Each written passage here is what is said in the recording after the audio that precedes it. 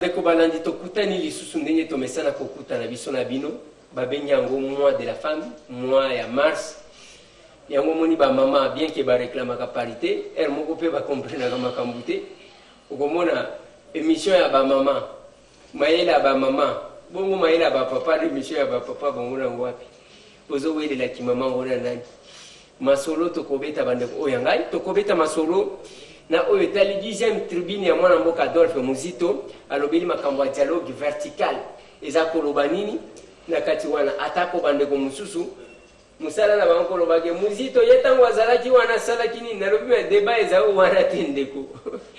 batu boni balongwa musala pe batikala bababa po bayibi makambo oyo bazalaki kosala que deka meki kofongola mbanga na ye bakotumba ye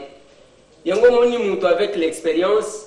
ya musala na oyo ayekola na classe ndalobi bandeko boya toka bola makanisi bongo tolo bango te pona nini yaka pe na yayo comme ça toka bola ti tokobeta masolo bandeko na ngai pona oyo etali plan stratégique national ya développement oyo eye na 2016 masolo tokobeta 10 millions de dollars oyo bada pesi ministère à travail balobi ke voilà solution pona makambo oyo etali chômage. Comme ça, masolo moi na mboka Adolphe Muzito abeta ebeti poto na oyo etali makambo ya chômage. Émission bolandaka mingi pe koloba mingi. Université populaire na Gemena. Esimbi te. Preuve ya kizalaki ezanini. Po bokoma pe kobeta basampa na bino sans que toyeba soki université ngo esalema ito esalema jiti. Weka na muno. Mais la kisa pe ba preuve. Ba masolo to kobeta bandeko na ngai boza ebele ya kolanda biso na Zambie bobenga ki biso ke olobaka kama makambo bandeko Angola biso pe na Zambie atolanda ka to yibike boza ebele bolanda ka biso na Afrique pe na monde to bosana te bandeko na ngai bazana Congo profond mwana mboka Steve Mbote ndeko Elise. Bon retour na Kisasa. Merci ndeko. Bon voyage na Gemena. Bon voyage na Gemena eleki makasi kitoko makasi mingi nazo profiter kuna pesa bana Gemena mwambote iya baleane pe ba ndeko na ngai ya se nzete ya manga c'est vrai que tobosana gibino ndeko le boss pe ba ndeko ya université protestante de Lubangi tokoya prochainement toza na bino donc ba ndeko ya Gemena ba yambi biso kitoko makasi mingi ba maman Moroni bandeko papi Moroni donc prochainement tokoya to ça la séance lisusu ebele mingi. Merci beaucoup et simbi déplacement ngo ba yambi bino d'accord ba ko yamba bino ka bolie omoni na mboka biso to ba africain na mboka soki okei ata soki ba yebi yote ba kopesa yo eloko tokenda ba tu as pas atolia ba mombita nazo ibisa yo réglementaire donc ba mboa to dama yango danger mais eloko eme maki bino ezaka ozongi te ke mona liaki bitabe na liaki mbala te mais eloko eme maki au université populaire et simbi non mais il faut simbaka parce que université populaire ils est loko to saleli des peuples et tango to kekuna eloko to za ko sepela tout ça qu'on sentir que contrairement à Batebelo bakanisaka que conscience nationale n'a ne botamité mais to sentir que bana Gemena ba conscience nationale les amis makanisio to kaka et pas ba kinois ba question yo ba kinois ba posaka biso ba question bana mbandaka ba posaka ba maître Blanchard ba question yo ba katangé baza kozela ba poser biso ba question bana ki quit bazo zela pe ba poser kuna ba posaki non katanga très prochainement tokukende to tenir ba séance à makasi ndeko Eliezer na ebisio que souci na biso eza ke to kota katanga na province orientale bon moi na mboka maître Blanchard razai pada yo kendaki quand même mandaka outi Gemena. Pourquoi comparer yango est-ce que na Gemena bomoni obozalaki kozela komona to eleki na obokanisaki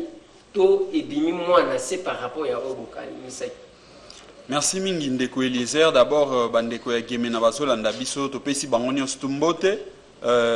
pona ko ikende mbamo na mutuna na yo d'abord il faut tous à la franc to lobaka gemena tundima kite que tokai ko yamba manenge to yamba maki parce que biso to gende ki mbandaka bande ko yambandaka bango babenga ki biso moi avant que to kende to solo la ki to planifier ki terrain to comment ki pe to zwa ki séjour na biso ndenge to kana ko sala to sala ki 7 jours na mbandaka peut organiser qui des séances qu'on est les gars qui malam ba yamba biso bien mais na gemena bandeko ezaki programme ou ezaki moi brisqué parce que babenga ki biso mais calendrier ezaki ndenge mususu mais au sala que na dernière minute finalement to ko se décider to kende et tant to kuna to kende ki na li kanisi to pe idée au sala une semaine tant to komi to leki na média to planifier ki to bisi ba non to yo sala une semaine fallait tout ça ba séance mi balé mais na veille batu ya compagnie aviation ba mema biso ba ko benga biso pour non non au lieu de 7 jours il fallait tout ça à 4 jours mais na moi temps record wana façon batu ba se mobiliser bango moko ba yé na activité au tout ça là qui zalaki mercredi bandeko ba yé biso moko elekeli biso pe to kamo lisusu makasi mingi pe to sepeli parce que ba yebisi biso ke ndeko Eliezer olanda makanenge tozolo baboye bandeko gemena bazolanda biso batondi on dirait na cinéma ba otala film balanda biso makasi bato sanzete sanzeta lidame balanda biso makasi ya manga balanda biso makasi zola kisa que makambu toza ko sala comédie ndeko Eliezer ndenge to lexa attend na biso boye izate que tozoya kaka toloba to cha makelele non tozoloba makambo o batu tina ba Congo profond kuna bazolanda biso pe bazozwalite ya ezo fongola bango misu bazo comprendre ndenge nini esengeli na bango batala Congo ya lobby biso nyonso tout s'engager pour tout la Congo ya lobby to bimisa yango na kati ya libulu to pe na kati ya poto o tozana nko patoger donc voilà un peu ba impression ngai bana gemena motema toujours to tcheli panabino parce que pambate ya bolanda kabiso vous appelez belinenge moko na batu bandeko tout balanda kabiso à travers le monde mais là je tiens à vous informer préciser que contrairement à rumeur wana beaucoup monde sur internet l'abbé Apollinaire Malman lui est encore vivant mais éviter ceux qui batu bazo souhaiter trop mort na ye pona nini ko souhaiter mutu akufa mais ceux qui akufi bon mwana mboka Steve tu vois ta nazongi pana yo makambu ya dialogue gauche droite dialoguant dialoguer ainsi de suite olingi dialogue ne tokolo ba société civile oya ba mama katika langa bazo projeter marche samedi pona makambu ya dialogue balisanga bonganga dialogue sous format Tshisekedi ainsi de suite Adolphe Muzito avant d'akakimiate ndenge na lobaka comme toujours que ce que moni mutu jamais ba pelisa mwinda ba chango na sa mbetu parce que il faut te rappeler na opinion que même temps aux kalikambo université populaire qui ba mwana mboka Blanchard ba voyager qui ba mwana mboka Steve ba voyager za pona ko vulgariser matière au état université populaire expérience ko zo expérience ko bali sangona théorie ko la kisa population qui tala bisika problème na biso ezali voilà pas seulement na munoko sala na noté mais muto sala koloba o ezali voilà avant d'akate 10e tribune dialogue vertical alinya lo bali susuni non ndeko Eliezer dialogue vertical o ya lobeli na 10e tribune ndeko Adolphe Muzito ancien premier ministre a annoncé qu'il y a yango na 9e tribune parce que betaki masolo ya deux dialogues a lobi que dialogue politique et ça très souvent dialogue et botamaka na jeu à bas politiciens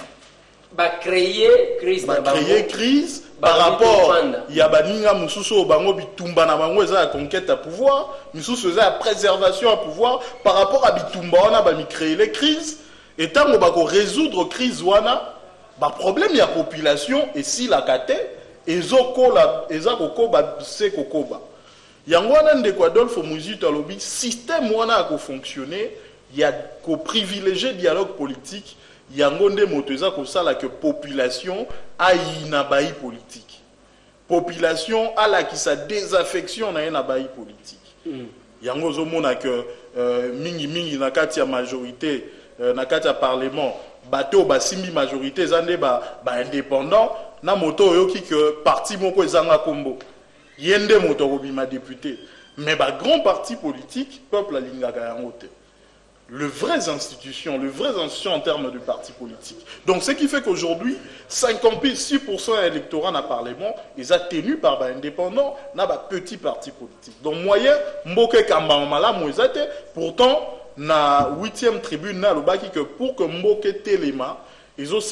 que ba parti abinene, ba parti historique, ba parti légitime de Kambamboka. Or, biso na Mboka na biso to un problème. Pourquoi? Parce qu'effectivement, ba politicien ba privilégie un dialogue vertical. Donc dialogue vertical et loko yaza ko senga eza que chaque politicien faut reconnaître, azala na majorité, azala na opposition, faut reconnaître que résultat il y a la politique publique, il y a manière d'abisso ko kambamboka nano et bongisi situation sociale à la population. Donc faut les politiciens se remettre en question pour que moto atala contribution na ye nini ya koki komema na politique ya Congo. Atali na passé loko nini ya sala, lelo loko nini ya za ko sala, pe lobby et loko nini akoki lisusu ko sala pour la population. Parce que mboka na biso ndenge ndekwaza fumuzi toza koloba eza na ba défi ebele.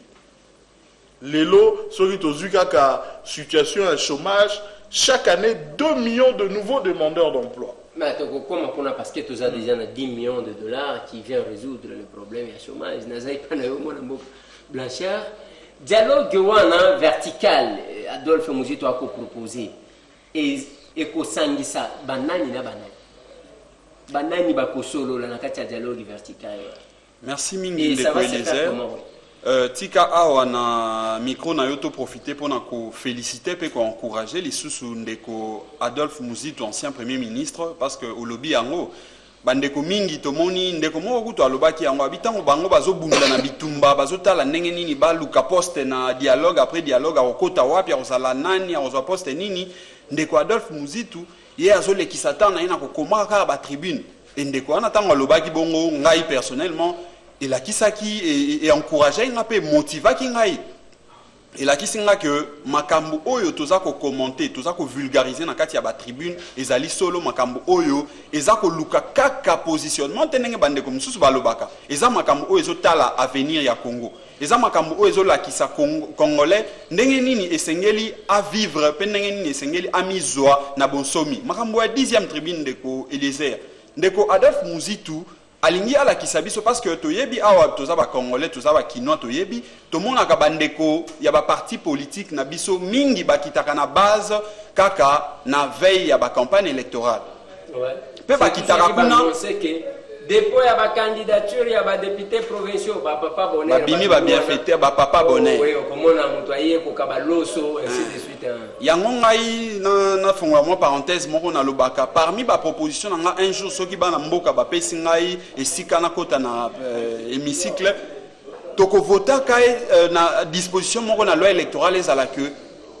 na veille ya campagne makambo ya ba cadeau ya ko kabela batu ezala te. Na veille ya campagne yaka na discours soko le okabela ka batu kende ko kabela bango na libanda ba caméra batu ba monate. Donc eza makanisi o il faut to pamba te 10e tribune de ko Adolphe Mouzito azola kisa que ba ndeko na biso ya politique au lieu ba welela ka dialogue entre bango ba ye ba ka ndenge nini il faut mutu na mutu azwa ka isika na ye ngonga ya ngoyo avant ba campagne avant ba élection to kitaka to solo la na peuple yo ndeko ya changu ndeko ya lukunga kita sola na population oyo ozo considérer le la base le la électorat na yo expliquer bango vision na yo zanini pona mboka pona district pona circonscription na bino pona makambo etali chômage ya ba jeune wana pona makambo etali banzela ndenge nini ezobonga te touti na game na tomoni ndenge nini biloko ezopola ezobeba kuna banzela ezate mais est-ce que ba élu ba politicien o bazalaka na ba game na ba sudu bangi wana kuna bakitaka na ba période oyo ba votelaki bango avant ti tokoma na élection mususu pona ko solola na peuple na population ko expliquer bango ba problème na bango ndenge nini ko trouver ba solution awande ezali makanisi oyo ndeko honorable Mouzito azolakisa donc ba politicien il faut batika makambu yako yaka ko lekaka na bitando mike ko lobaka tango ekomi moment moko ba moni que non voilà dialogue oyo ezosenga ngai na se positionner pour na kota na kati ya esika to pe na gouvernement pour na lia il faut ba kitaka tango intérêt à pouvoir ya kokabola poste ezate ba kitaka tango intérêt à peuple ezali ba kitaka tango peuple azo souffrir azo luka ndenge nini a trouver solution pour na makambo ya courant azo bunda pour trouver solution makambo etali banzela. Donc peuple congolais azana besoin ya état des lieux, azana besoin ya ba politiciens oyo ye apesaka na bangonga moko mwa bokonzi bazongaka ko rendre compte ba ebisa nini basali na bokonzi to pe na pouvoir oyo ye apesa bango. Maintenant bazo kendaka bazo ya ko ebisa ete nini basali na pouvoir oyo apesaka bango mais bazo lekaka na bitando ike po bakosaka balobaka babimisaka baninga msusu ba Rwandais babimisaka baninga msusu balia batu wana peuple aza se retrouver te. Donc peuple azana besoin na bandeko ya opposition na bandeko oyo baza ko kamba bakitaka na base bayebisa bango nini basali na pouvoir oyo bango bapesa bango. Voilà, il faut tout signaler que tant que autant il y a un courant et quand tu peux m'embarquer et sauter le courant, il faut commander quoi. Nalingi na zonga place one. Donc selon Adolphe Muzito, il faut classe politique. Basolo la kana peuple pour na kota li sabango o ezali kolega, c'est ça. Oui, donc classe politique ba mesana mingi soki bazui bokonzi ti bandeko o to votaki na 2011. Depuis bakenda na ba parlement, depuis misusu bakota na ba gouvernement, baya bazwate bakota na gouvernement, ata mon côté akita na ndenge ya sérieux. Aya aebisa peuple nini akuti kuna. D'ailleurs constitution na biso ya 2018 février 2006 et senga na bandeko nyonso tout soko koti na bokonzi okende kosala déclaration ya mwa ba biloko na yo ozali na yango nyonso to wana bango cour constitutionnelle bien que pour wango ego bisoki théâtre soki di baye ko kende ko déclarer biloko une année après. Ouais. Donc nyonso to wana eza pona kolakisa que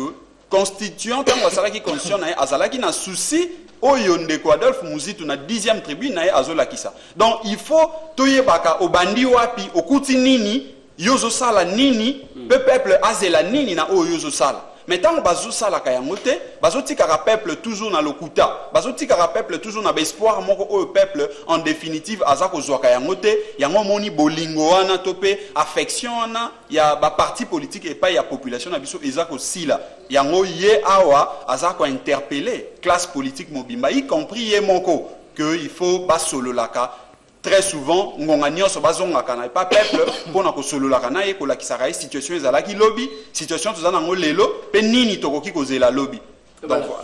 mona mboka Steve naza epa na yo classe politique et ba politicien ba sololaka na batu ba expliquaka ko solola wana ezaya que ba o ba élu ba député ba Adolphe Muzito ne ba votaye député national ba Djongo ba nini ba za ebele les élus. Bon, mutu akebi sika ba votaye abandi ko solola na batu to dialogue na lingina na yo parce que nezo comprendre te mwana mboka Adolphe Muzito pourquoi azo proposer biloko. Joseph Kabila alobi il faut pas y politique ba solo. Certainement que na réflexion Adolphe Muzito alobi ke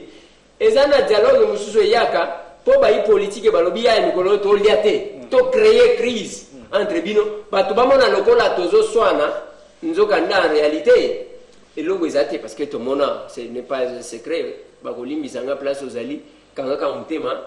tout le monde aussi l'émission na opposant moko azolo ba farouche mais baye ko benga yo la ya émission ke ko zawa ki na primature bon na éviter ce qui s'attendait bien bon ndalobi ko créer crise entre bango ba politique pour moni ezana ba mususu peuple alingaka ko voter te les gens ba ressusciter kana ba dialogue les politiciens à désignation ya ba dialogue ndé abi ceux qui boké élection ko ina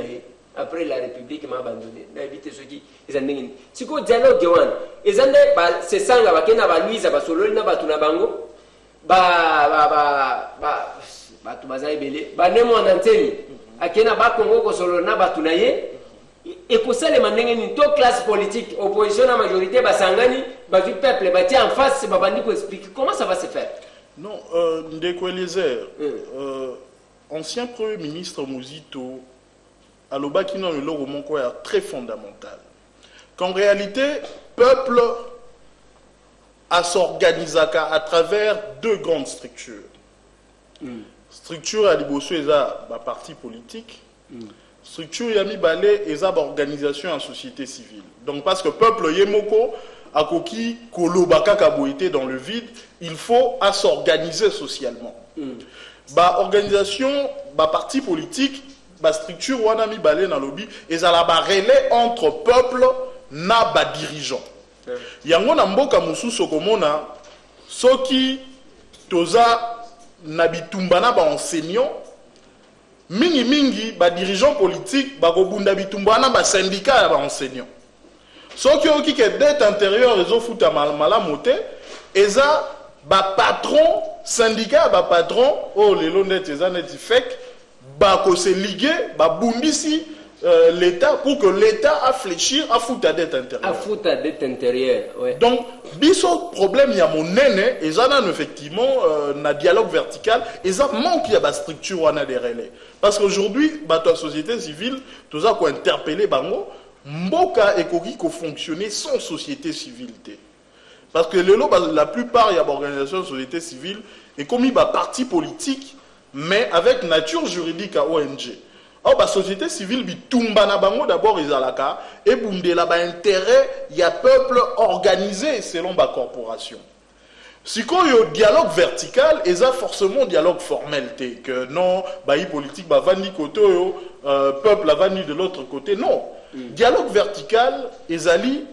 bitumbo yo, politicien nyonso, moko na moko à travers ba parti politique na bango. Faut pas ça envers le peuple organisé selon la corporation et net il est là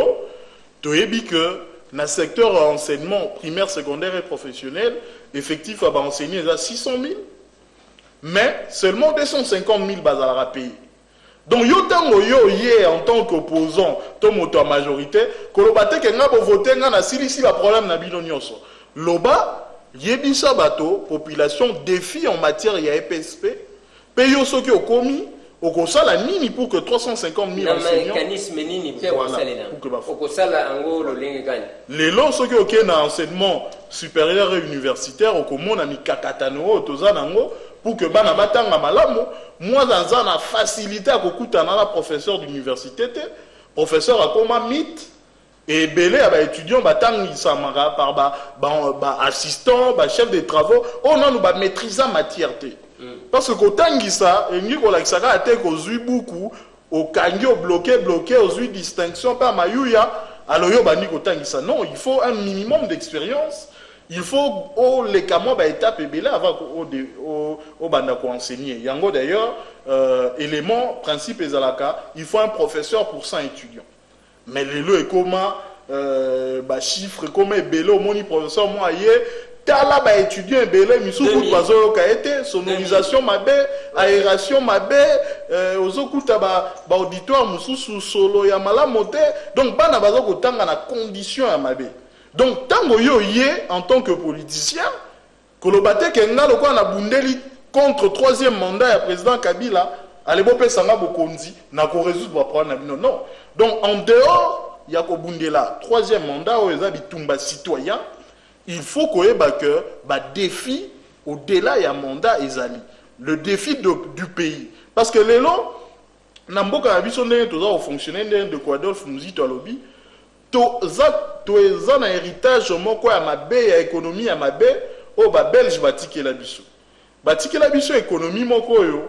ekoki ko permettre na biso te to telema alors défi entre autres ezali à kotala comment ko réorienter notre économie. Et pour la réorienter, on va au Senga Misolo et Belé, on Equador, faut nous dire en dehors, il y a dialogue vertical,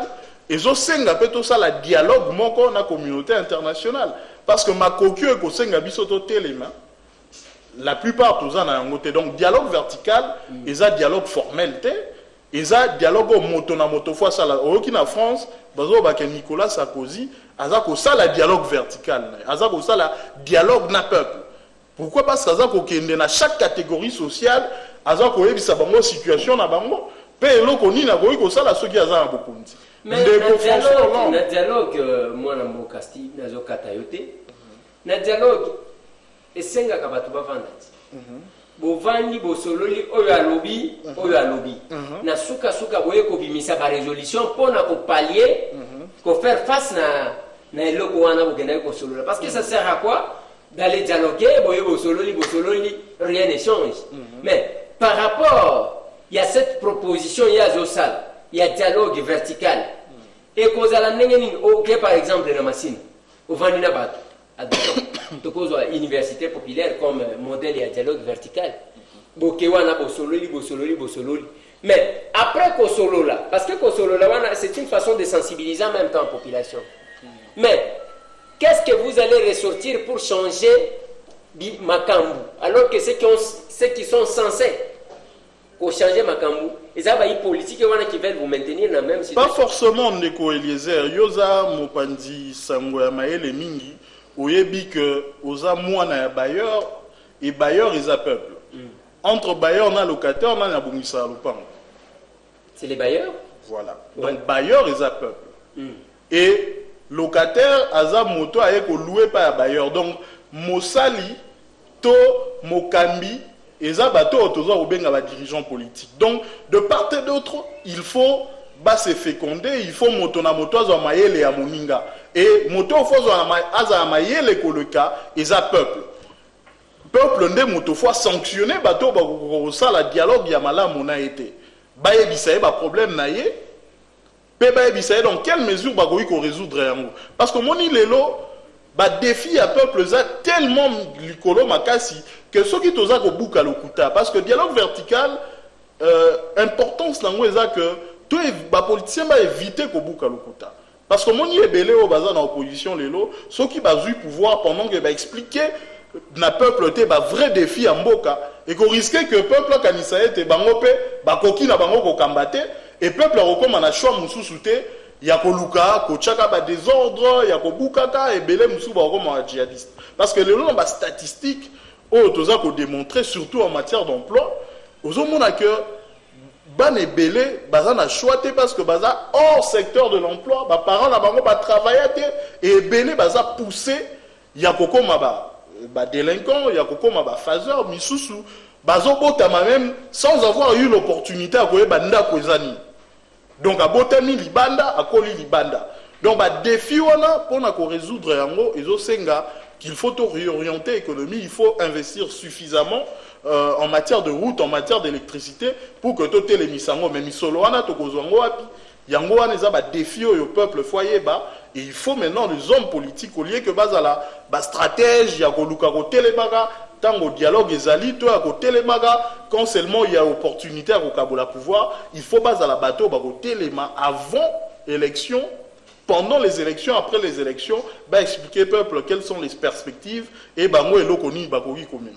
Voilà, eloko bakoki komema. Oui, merci. Ndeko Eliezer na ba kisa eloko moko ya muke na o ndeko Steve auti koloba. Bandeko na ngai ya société civile. Awa na lingi na meka ko interpeller ba parce que ndeko Steve a levé eloko moko que non ba structure wana ezalaka te non ndeko Steve ba structure wana ezalaka. Mais problème ya bandeko na biso pe. La structure ezalaka mais déjà politisée. Problème il y a makasi sika na linga rebondir nde yango wana proche à opposition proche à pouvoir dans likambo ya makasi oyo nga na lingi na rebondir et pas ya bandeko na nga ya société civile yango wana bandeko na bandeko société civile il faut tout s'organiser ba structure wana ba association ba consommateurs ba association ya ba association ebele de vendeurs tout ça ezali mais organisation ya malonga ezali avocats nyonso tout ba structure wana ezali siko souci na biso ezaka bandeko il faut tous s'organiser na kati ya ba structure na biso ndeko Adolphe Muzitu awa a interpellé kaka ba politique te ndeko Steve alobi yango azui na ba parti politique na biso ba ONG biso ba structure oyo to batelaka ba makambo ebele to lobi ba vendeur ba consommateur et consort to yeba tina nini to botami po to batela ba intérêt moko boye ou bien to botami po to la qui s'appelle que effectivement to koki ko sala ko faire face na bandeko o bazo kamba biso ko la qui sabango ke ba discours o ba ka tenir chaque fois liboso na biso ezalaka kaka ba discours ya soloté très souvent eza ba discours moko o yaka ko endormir biso très souvent eza ba discours moko o yaka pona ko flatter biso po to tika ko landa vérité ko tika ko landa réalité ya mambo biso tozo vivre. Awa na oki kozwa exemple moko mususu ya bandeko na ngai na lekaki mbala moko na bango na émission moko na chaîne moko sœur bandeko bazalaki moi mukie ko sepela po na loi oyo chef de l'état utayi ko promulguer po na makambo o etali baboza loyer bandeko ba sepeli non voilà to sali musala ngai psai bandeko non bo sali musala te parce que loi wana eza ko résoudre problème te ba pénaliser makambo ya ba garantie locative tout ça mais vrai problème l'état a trouvé solution dans l'autre donc bien en tant que association il y a ba locataire na mususu ezalaki association ya ba courtier il faut que ça la musala bo benga batu bandeko wana ya ba parti politique ministre o ezako tala makambo etali ba logement tout ça aya ba peuple population ba locataire na ba courtier na ba bailleur ba fandi a expliquer biso problème et biso te poser ba question ba vrai problème au biso toujours kutana on a terrain donc eza awa interpellation makasi ndeko Adolphe Muzitu na 10e tribune na ye asali biso peuple biso population tous organiser na kati ya ba structure na biso na ndenge ya malamu tous organiser te po na kaka tozelaka na ntango ya ba élection toyebi ke ndeko Eliezer ako postuler akozala candidat président to pe candidat député national na ye que non voilà biso toza structure moko boye tokomi kosenga non to pe exemple ndeko Eliezer toyebi ke yoza mwana ya bailleur oza mutu munene mais to pe exemple pour peuple na biso a comprendre que ba structure na biso très souvent et comme ba structure ba association ya COP au lieu ezala ba structure o ekoki ko pesa espoir o ekoki ko porter ba vrai problème ya population likolo pona ete bandeko na biso bakambaka bamona ke bazalaka en face ya batu oyo bakanga misu te kasi baza en face ya bandeko oyo bafongola misu bayebi ba problème na bango pe baza na idée ya ba solution oyo esengeli na bango ko trouver pona ba problème wana. Voilà mon amboka Blanchard nazozonga ipa maître Steve ben quand même pendant que Bilon Rosos est la dialogue vertical parce que Adolphe Muzitu comment il est qui il ne comprend même pas que les choses changent et voilà 10 millions de dollars nabat je m'accompagne chômage il y a le belaki je crois que est diminué le ministère du travail a bien travaillé non ndeko Eliezer omoni tango ndeko Adolphe Muzitu aza ko lobalika mbwa dialogue vertical aza ko interpeller bayi politique to éviter ko tromper peuple c'est comme si peuple ango to monake comme si aza na maele était nzokande peuple aza kokoma de plus en plus mature makambo projet wana oyo bada financer toza ko féliciter ONEM parce que toyebi projet wana eza projet à Kala depuis 2009 on a eu à participer dans le salon de l'emploi mais projet wana eza vraiment pour na ko résoudre problème il y a chômage té donc financement Eza ministère du travail, Eza ONEM, Eza ONEM, mais ONEM, Eza établissement public sous tutelle, il y a ministère et il y a travail. C'est tout à fait normal qu'on passe par les ministères, directement dans l'établissement public. Mais ces problèmes n'ont rien à voir avec la solution pour le chômage, parce que le chômage, c'est un problème structurel. Économie, Nabi Sondeng Eza fonctionner, Eza permettre que l'emploi est créé. Avant, ancien Premier ministre, plutôt Premier ministre Nabiso actuel, a créé 100 000 emplois par an. Finalement, en 2015, on a créé 50 000. Donc, ce n'est pas avec 10 millions de dollars qu'on peut résoudre le problème à chômage. Mais plutôt, 10 millions de dollars, on a pour résoudre un autre problème, mais de manière provisoire. Il y a un problème, il y a manque d'expérience professionnelle ou aussi manque d'employabilité des jeunes. Au moment où il est belé à des jeunes, plus ou moins 2 millions chaque année, ils ont aussi dit ça dans l'université, mais ils ont trouvé de l'emploi. Mais pendant que lorsqu'il y a moins d'offres à Mickey, au moins ils ont une expérience professionnelle. 15 ans d'expérience. 15 ans d'expérience. Il y a moi, projet, on est d'abord dans quelques sociétés de télécommunications, projet à couper Sabatou. Pour ça, la sélection, il y a quelques jeunes pour nous repérer sa expérience professionnelle à 2 ans par rapport aux gens qui sont dans le chômage. Donc, même l'entreprise, ils ont résoudre le problème du chômage. Mais l'État, à travers ONEM, a réfléchi à qui que, à qui qu'on négocie dans l'entreprise pour que les jeunes sans expérience, ça ici, test, continuent à l'entreprise pour acquérir l'expérience professionnelle seulement à 6 mois. Et pendant que l'État, c'est que les jeunes en charge avec le 10 millions de dollars au bas d'Azui. Mais ce qui est 10 millions de dollars, nazwaki kutu nyonso na pendant que on aime fois longola mwandambo nazwi 10 millions wana na supposé seulement que na jeune moko ba pesa $300 so ozwi fois 6 mois et ça lit $1800 so ozwi 10 millions de dollars divisé par $1800 et ça lit seulement 5000 jeunes au barreau à l'intéressé par le projet pendant que chaque année 5000 jeunes et cause à la 0,2%. Voilà. Ouais. 2 millions de chaque année. Donc, au Boropé, ça a expérience professionnelle pour 6 mois. Même pas pour une année, mais pour 6 mois. Donc, ceux qui, dans le domaine où il faut faire la propagande, c'est que banana yo, au sommi mois, écolo à foufou, banana 20, au lobby aussi li sinzala. Problème, c'est quoi, les tant que lamba et que banana lié, nzale silité misu baliete au monde a géré sa kanda augmenter mayo sali poto. Voilà. Et logo on a ce qu'on est quoi Adolphe misu taza ko boya on a dialogue vertical. Il faut to lo babo solo na peuple et ça la te que yo lo bien logo moko peut-être tango ko yinda oza sous ministre te non, il faut to éviter logo wana to lo babo solo na peuple. Donc makambo a 10 millions de dollars wana ya bad, ils a projet à malamo parce que l'élo surtout dans le domaine technique, ceux qui on aime à Sali Makassi qui est orienté projet dans le domaine technique et qu'on résoudre le problème est parce que tu as vu qu'à l'époque, en 2009, le statistique, il y a démontré que plus ou moins 45% il y a employés dans le domaine technique, ce sont des expatriés. Parce que expertise sur le plan technique, bah congolais bah là qui n'en côté. Donc ceux qui expérience wana, jeune dans le domaine technique et qu'on résoudre un problème d'emploi en partie. Mais dire qu'avec 10 millions de dollars, on résout le problème de chômage, ils ont vraiment propagande Yamala monté. Maître Blanchard, ici à 10 millions, récupération, il y a des politiciens, dans des marches à honnête, bien, parce que les politiciens, ils aiment bien se greffer sur Makambu Yabatou pour qu'il y ait une salle alors qu'en réalité, la salité, commentaire. Tenga na yebi que bino moko pe bapandisango bomemi saka bandeko na biso ya politique ntango mususu ngambo parce que nazomona ministre o atali makambo ya emploi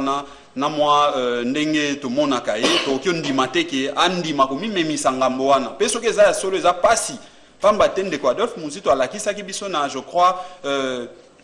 tribune moko 7e tribune aye 6e oazaki ko lobela makambo ya chômage hier aujourd'hui et demain. Donc elingi ko lakisa que makambo ya chômage ezali makambo te oyo ministre oki ko bima na etandoike o le kanaba journaux o comment lo baki yo oye ko résoudre problème ya chômage. Problème ya chômage oyo ndeko Adolphe Muzito a démontré biso pe bandeko na ba statistique to sali ba recherche et lakisi que uta 1960 to bandiko détruire ko bebi sa économie na biso elingi lo baki ba misale bandiko kufa pe yo lelo na 2016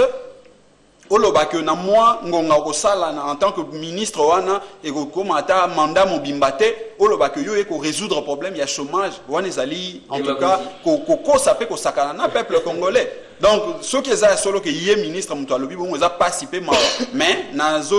ndimela emo mukena loba que ça peut-être bino ba journaliste ndé mutu bo komeli e bongo yé moko aza akoki ko loba mambo wana te parce que 10 millions na ndeko Steve alakisi yango ezali d'abord projet au biso na époque to zalaki to assistant wana ezalaki bongo likanisi d'abord ya ba jeune bango moko pe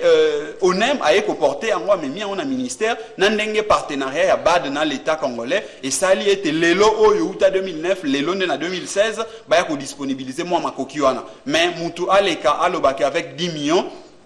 il y a ko résoudre problème ya chômage en tout cas ezali pena mensonge oyo toki ko tika yango ele kabongote bandeko to trouver tout tambwisa plutôt mutu na biso total ndenge nini toki ko résoudre problème wana autrement ezali problème o mutu moko te akoki ko se prévaloir aloba que soit nga mutu na créer ba chômeur soit aloba que nga mutu na koki ko résoudre yango non eza problème o eza structurel ndenge ndeko Adolphe Muzito azolo bango na tribune na ye oyo esengeli na moko na kati na biso atia mayele na ye po total ndenge nini toki ko résoudre problème wana. Voilà naza et pas nayo mwana mboka Steve pour que tokoka ko solo la monuki lisusu likambo peut-être tika pas ça va yoso mécanique et da foti no papa yoso mabe yoso sarami awa iza yete to vandi tellement que bon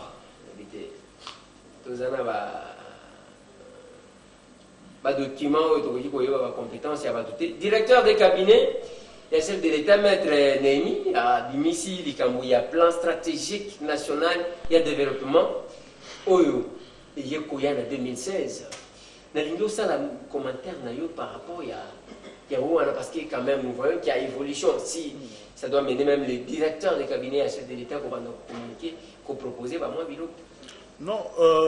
d'abord, Nagoloba, que Maître Némi Mouliana, directeur de cabinet à chef de l'État, Azam Otomoko yo Nazalaka na estime mingi ponaye, parce que Azalaka Tango Azalaka conseiller principal chargé à la question juridique à chef de l'État, à Komaka Bukumoko, sur responsabilité professionnelle à magistrat, on a utilisé la mémoire nangai, donc Azam Mutoamaye les mingi, mais awa na lingaki au moins interpellé quand même coïncidence à bâton pour na makambo à plan stratégique national de développement parce que na yokaki que expert coréen na ba congolais ba pesa ki bango musala wana c'est depuis 2011 et ngai na évité ceux qui naza au moins le seul ya kosala analyse wana eza ko kamwa que batwana bazeli 5 ans mobimba chef de l'État s'il sa mandat na ya suka pour que ba yo memela projet ya kitoko makasi boye ngana kanisi ete bato wana lokola ba respecter timing na bango te faut bazongisa mbongo ya l'État ba expert coréen wana ba expert congolais il faut bazongisa mbongo il faut to reconnaître bango ata mwandambu pona mosalo basali mais lokola ba respecter délai te parce que plan wana to lingaki to sepela makasi le quoi va penser qui bango mosala wana na 2011 ceux qui bayanga nango na 2012 peut-être que ba gratte-ciel o eza na kati ba autoroute o eza na kati elingaki déjà za la réaliser et au moins encouragement na ngeza na directeur à cabinet parce que il y a beaucoup à reconnaître que depuis 2012 mboka eza ko gérer na urgence yango c'est vrai mosala ya directeur ya cabinet za la ko kamba mboka te mais à moni que il fallait aider le gouvernement actuel ba meme la bango moi document mon qui permettre bango ba ça musala mais malheureusement ils en retard donc souci nangeza vraiment que ba expert wana coréen na ba congolais ou ba sali musala wana ba BBC mandat mobimba pour que ba mema beaucoup au ben retard kaki ko sala musala na ngonge singélité pour que ça paie rapport na bango ba yo ko pe ça rapport na retard donc baza ba tomoko yo ba koki ko pe ça bon mon solo nyonso te ceux qui bazwa ki mosolo nyonso il faut bazongisa mwandambo parce que wana eza makambo malamu te donc ba encouragement nanga pas à dire cab mais il faut ba expert wana bazongisa mwambongo ndambo voilà ba expert bazongisa mwambongo ndambo na zai pa na yo maître Blanchard voilà plan stratégique national de ya développement il est pour bimela na instance à l'école makasi. Oui, je crois que commentaire na biso ezali que tango mokonzi topé chef de l'État les cas qui na ba mikolo les cas qui kuna pona koloba que azo souffrir aza na ba collaborateur ya malongate alobi soki azalaki na yango 15 elingaki esunga ye lelo tomoni ba résultat yango ekomi komonana pamba te DIRCAB maître Némi Mouliana aza mutu ya ba valeur makasi au biso to yebi to respectaka petango aleki ko communiquer a yebisi biso na honnêteté na ya ba juriste alakisi que ba pesa misolo wana depuis 2011 et pas ya bandeko na biso ba expert coréen na ba congolais mais uta 2011 ti na moya lelo bandeko wana basalaki kaka ko travailler pe babimi na ngonga suka tango oyo ekomi que mandat ya chef de l'État ekomi okende na suka bango baye pona ko présenter travail wana ezali pasi makasi to moni que soki mokambi ya mboka tata mokambi ya mboka Joseph Kabila azalaki na bakokoso ebele entre autres za po ba collaborateur misusu na ye basungaki ete parce que soki basungaki ye balingaki ba comprendre que bandeko wana ba coréen na ba expert congolais mususu wana ba créer ba blocage ebele pambate ndenge ndeko ye moko DIRCAB balobi mboka ezalaki ko se gérer na ba urgence tango to leka ki lisusu na émission na ndeko Eliezer a pona koloba que Premier ministre na biso Matata Ponyo plan oyo akendeki ko présenter na parlement les aki plan oyo déjà à respecter ki yango te payer moko apparemment ça ki ko croire na yango te batu bandima kité mais lelo oyo tango dire ka ba lobby yango na ba précision. Donc mboka ezaki kotambola na ba urgence pour na nini mokambi ya mboka tata mokambi ya mboka apesa ki misolo pa ya ba expert basala musala o elingaki esunga gouvernement et travailler et ça la biso misala ya malonga tala lelo na limité soko zo lekana omona ke ba che libiso ba misala ba projet ça ki malonga ya makasi. Donc plan o soki bimaki na 2011 ndeko Eliezer tolingaki to concurrencer na bandeko na biso ba sud-africain na ba gratte-ciel et consort mais bandeko ba yeko bimana tango ya suka to éviter ce que ça pona ko se moquer na mokonzi to pe ezali kaka pona o lakisa kino basali musala. Donc biso toza ko loba que toza na mboka Congo justice ezali il faut ba expert wana baleka basamba ba ebisa biso délai o ba pesaki eza soki ezali ya 5 ans wana. Ce que ça là qui a 50 ans en tout cas il faut soit bazongi sa misolo soit ba kende na justice bas a vraiment entendu pour na respect à Congolais, topé dignité à peuple congolais et zongane sikana yango. Voilà. Et toujours vraiment dans souka ya émission na lina pe sabino moi le basuka bien que le copé mbokango komi to éviter qui prend la décision à la place de qui nani akotiko à la place à nani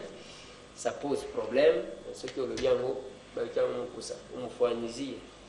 moi le basuka maître Steve. Non, liloba suka ezali obe population nyonso ya arrière pays bandeko na biso ya Gemena bandeko na biso ya Boende bandeko na biso ya Lisala bandeko na biso ya Bandunduville ya Kikwit ya Chikapa bandeko na biso ya Kindu bandeko na biso ya Congo mobimba ya Katanga ya province orientale parce que ce que lobi ke otanga na limite ko sisa non biso toza ba congolais souci ezake na tanga nyonso mais lokola baleki ebele loko ekomi 26 provinces ekomi mwa matata mais bandeko nyonso arrière pays boyeba que toza na bino bokomelaka biso moyen to kabwana biteni ebele ezate mais souci ezato zala na bino parce que toza ko considérer que pour na mboka na biso ekende liboso il faut citoyen congolais moko na moko aeba mosala na ena kati ya démocratie pour que bayi politique basakana na biso lisu te et que ba coopérant ba kokataka lisu na politique te bato nde baza na souci ya mboka ba koma bakadi. Maître Blanchard. Oui, ndeko Eliezer awa d'abord nazopesa merci pour na micro na yo pe bandeko na biso ndenge ndeko Steve alobi biso moni na nzela ya université populaire pe ba tribune ya ndeko Adolphe Muzitu et permettre biso to vivre ba réalité o bandeko na biso ya ba arrière pays baza ko bika donc ezali pas si mingi ezali vraiment pas si ce que moni yango awa to lingi to profiter pour na ko interpeller ba kambi to interpeller ba politique kozwa ya opposition to ya majorité. Tant que vous avez na politique, tant que vous avez engagé na politique, faut bossa na kananu ba intérêt na bino personnel. Faut boya kate pour na ko luka kaka positionnement, ndenge nini okozwa poste, ndenge nini okozwa mbongo au détriment ya ba intérêt ya ba population. Pas bate a na Kinshasa to kanisa peut-être que Kinshasa ya monde za Congo. Congo ezali ba province bipai to uti na ba Gemena ba Équateur na ba Tandala ba mboka nyonso ya kati wana bangonde ba congolais mais soki otali bandeko bazo sala misala bandeko baza na makasi na nzoto mais mbongo ezo circuler te bandeko baza na problème ya démocratie pamba te na ba province misusu bipai to uti omona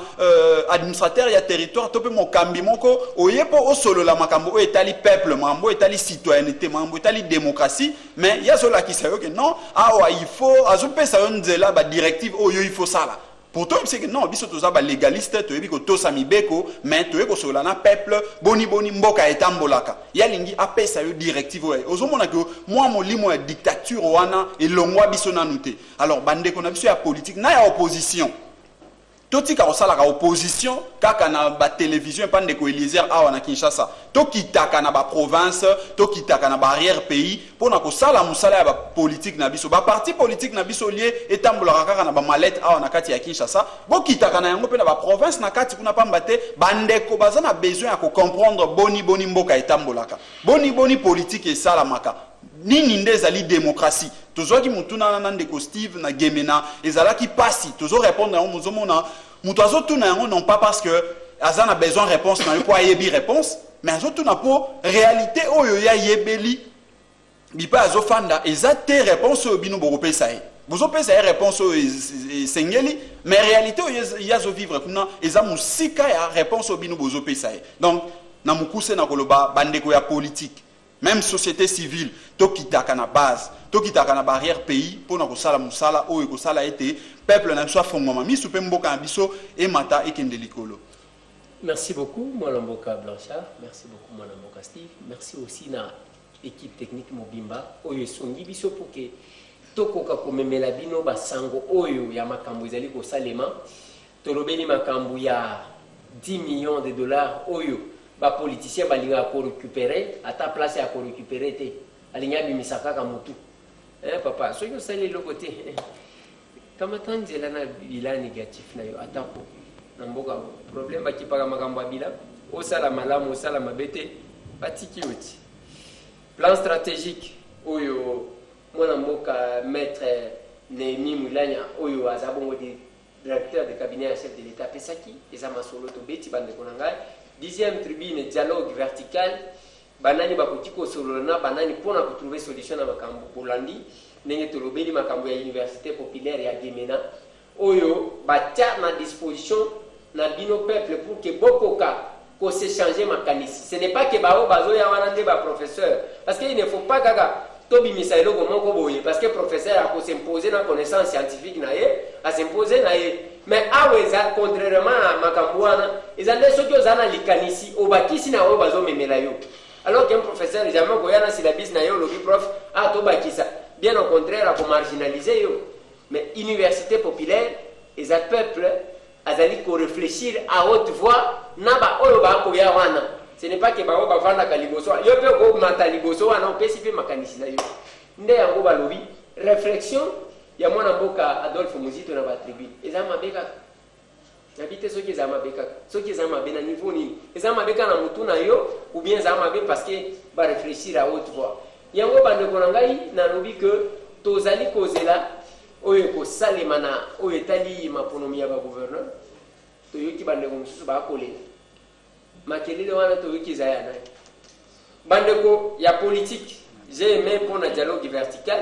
ezande ke bandeko ya politique ezala ya majorité ezala ya opposition ba mesana ndeko kosa peuple soki ba kukuti yo libumu eko sala pasi ya koteli wana ngoni likambo libumu na yo oyo tolobaka na bino makambo politique bolinga koyoka libumu ezo utaka quelque part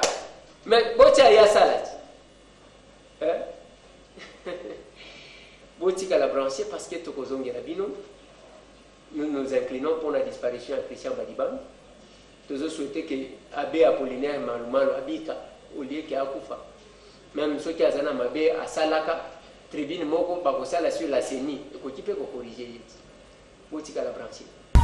Mais yo, on commet la paiement.